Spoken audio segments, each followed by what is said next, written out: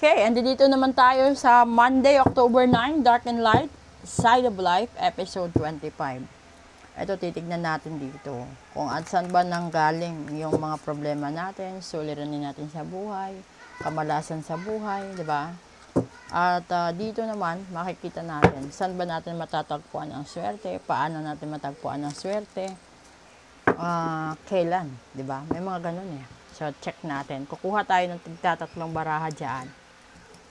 Dito sa lalaki, sa dark side, ayun, 5 of Wands talaga.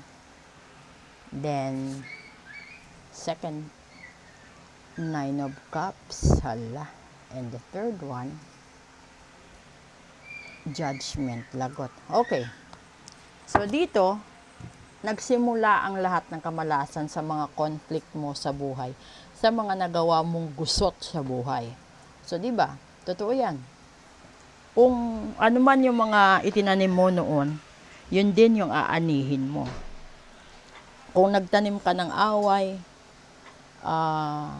nagtanim ka ng sama ng loob, lahat ng mga pangarap mo na yan, bibigyang hustisya, bibigyan ng judgment na hindi siya matutupad dahil sa mga masamang panimula, masamang intensyon, masamang hangarin sa kapwa.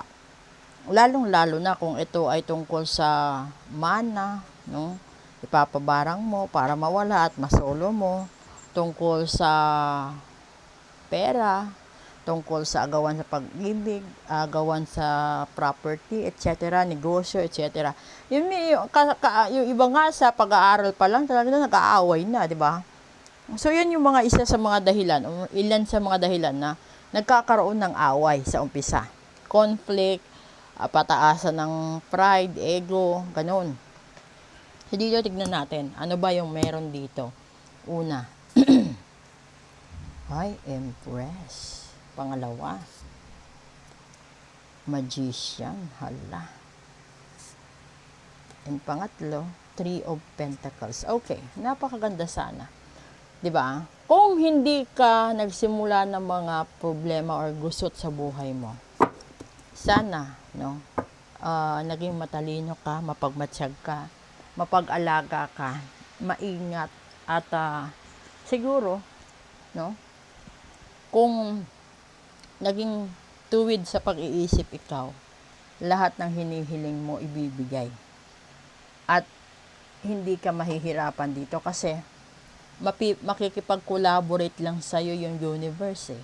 Makikipag-collaborate lang sa'yo yung pagkakataon at panahon para lahat-lahat matupad, makuha mo, makamtan mo, maibigay mo. O, di ba? Pag ganun, edi wala ka problema.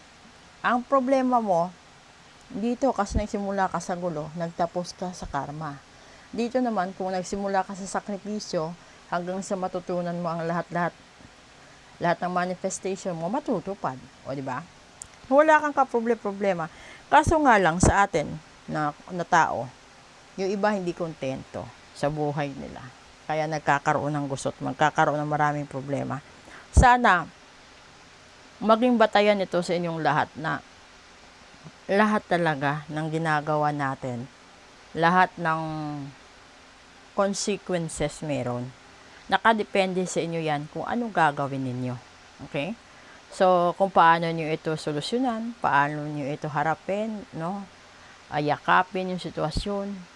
Kasi kahit masakit, kung nakatadhana talagang masasaktan ka, wala kang choice. Kailangan mo talagang pagdaanan. At wala namang tao na tumanda at namatay na hindi nasasaktan. May mga tao lang talaga na hindi natuto sa mga pagkakamali nila at paulit-ulit nila itong ginagawa. So, nandoon yung karma mo. Kung nag-umpisa ka sa pang-aagaw, magtatapos ka rin sa aagawan ka.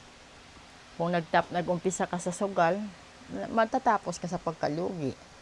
Kung nag-umpisa ka sa bisyo, lugi pa din, gutom pa, diba? Damay pa, pati mga anak mo.